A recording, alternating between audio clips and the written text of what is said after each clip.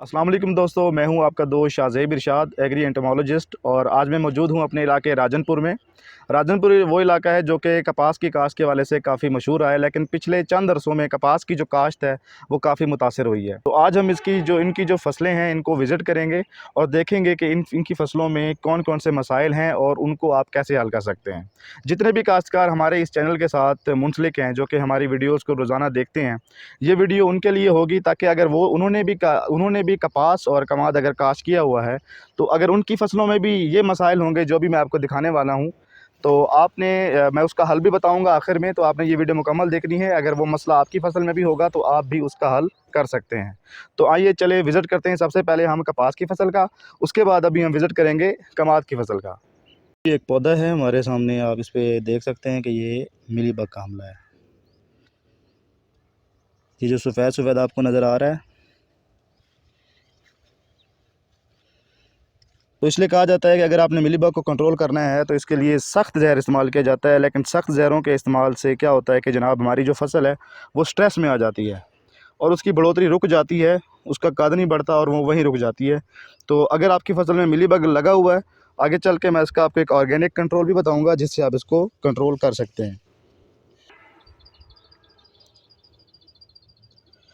अच्छा, दूसरा, ये कपास के पत्ते को जब हम पीछे से मोड़ के देखते हैं तो आपको यहाँ पर एक ऐसे काले दाग नज़र आते हैं। ये 3 निशान है, ये वाला, ये वाला और ये वाला। ये निशान दरअसल पौधे के ऊपर रस चूसने वाले कीड़े जैसा कि थ्रिप्स की वजह से होते हैं। थ्रिप्स आकर यहाँ से रस चूसती है। जब वो यहाँ से रस चूस के चली जाती है तो एक तो पत्ता जो है वो आपका ऊपर की तरफ मुड़ जाता है। दूसरा, यहाँ पर पौधे का जो रस है वो बाहर निकल आता है। जब पौधे का रस बाहर निकल आता है, पौधा यहाँ पर चिपचिपा होता है और हवा में जितनी भी गर्द गुबार होती है वो यहाँ पर जमा होना शुरू हो जाती है। बाज़ दफ़ा यहाँ पर एक फफूंदी भी लग जाती है जिसको सूटी मोल्ड कहा जाता है और यहाँ पर पत्ता जो है ये बिल्कुल काला हो जाता है। तो थ्रिप्स का हमला भी इस खेत में है और अभी मैं लास्ट में बताऊंगा कि आपने इनको कंट्रोल कैसे करना है। ये देखें, ये पौधों के ऊपर सफ़ेद मक्खी का हमला है। ये जो आपको सफ़ेद सफ़ेद नज़र आ रही हैं, ये सफ़ेद मक्खी हैं।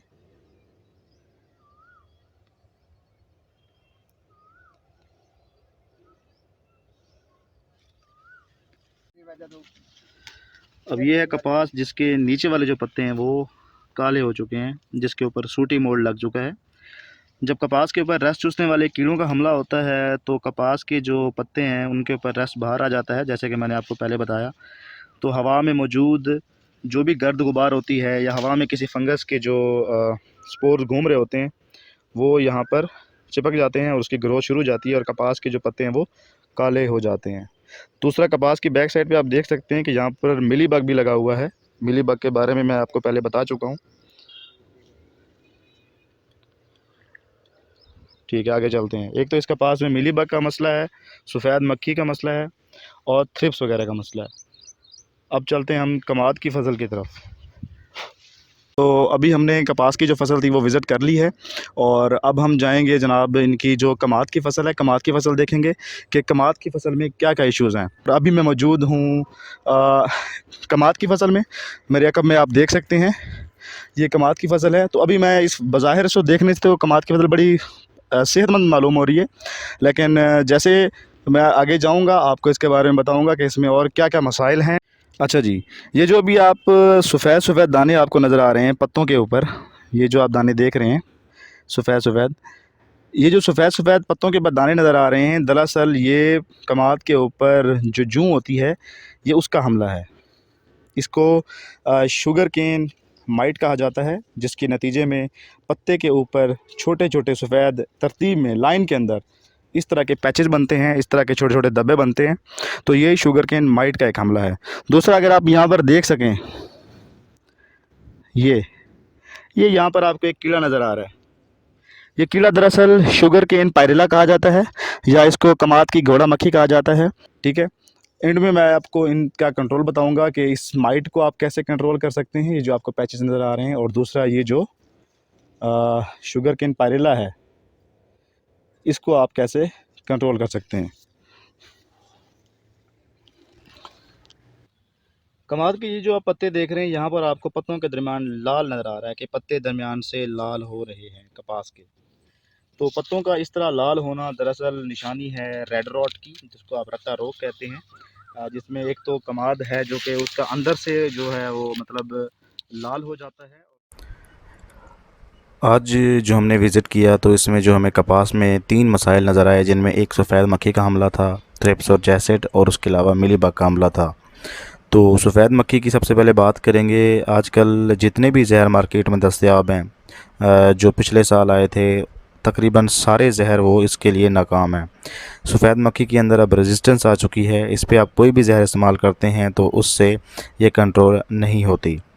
इसका एक तरीका तो ये है कि जो आजकल जो प्लांट के एक्सट्रैक्ट होते हैं, जैसे नीम ऑयल हो गया, अक हो गया या तंबाकू हो गया, इनके जो एक्सट्रैक्ट्स होते हैं, मतलब इनको जब आप पानी में उबालते हैं तो वो जो उबला हुआ पानी जब आप स्प्रे करते हैं तो उससे ये एज अ रिपेलेंट इस्तेमाल होते हैं।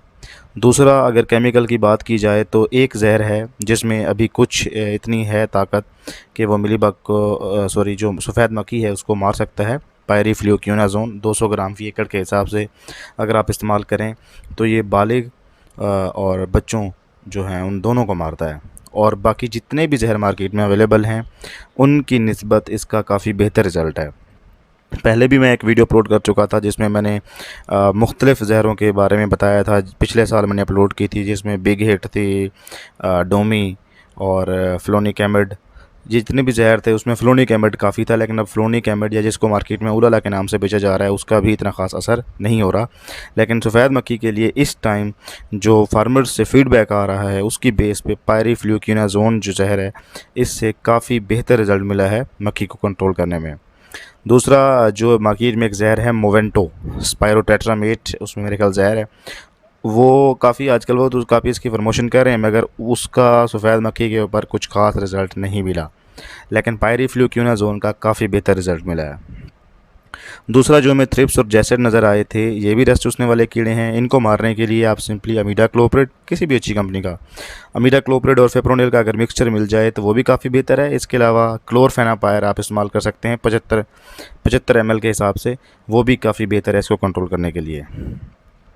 अब बात करते हैं मिलीबग। मिलीबग का हमला जैसे ही आपको अपनी फसल में नज़र आए तो आप उसके ऊपर फ़ौरन स्प्रे कर दें।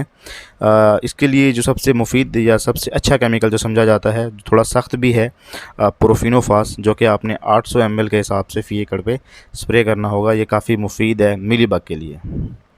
तो दूसरा खेत जो हमने विज़िट किया था वो था जनाब कमाद। तो कमाद में हमें ये 3 मसले नज़र आए, एक रत्ता रोग, घोड़ा मक्खी और कमाद की जूं, जिसको शुगर केन लीफ माइट कहा जाता है। बात करते हैं रत्ता रोग। रत्ता रोग नाम से ज़ाहिर है, इसमें ये होता है कि कपास के जो कमाद के पत्ते हैं वो दरमियान से लाल हो जाते हैं, और अगर कमाद दरमियान से आप काट भी देखें तो तना भी अंदर से लाल होता है। तो इसका जब ये एक दफ़ा लग जाता है इसका कोई हल नहीं होता, ठीक है। इसका ये होता है कि आपको फसल लगाने से पहले बीज को सीड ट्रीटमेंट करना पड़ता है थायोफिनेट मिथाइल के साथ।